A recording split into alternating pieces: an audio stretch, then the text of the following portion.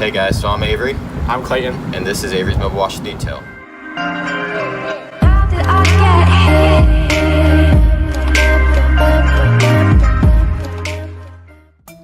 We started this business in March of 2018, and it has turned into something that I love to make a career out of.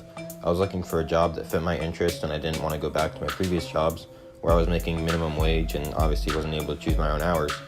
I always had a passion for cars and detailing, especially when I started driving. So my brother Clayton and I created a website one morning, put out ads on some local garage sale sites and things like that, and had our very first client that night. I slowly learned more and more about detailing and have become very good at it. We've detailed everything from a Porsche Boxster to a Camaro ZL1 to your stereotypical mom vans. My name is Avery and I'm 19 years old. I graduated from Saxe High School in 2017.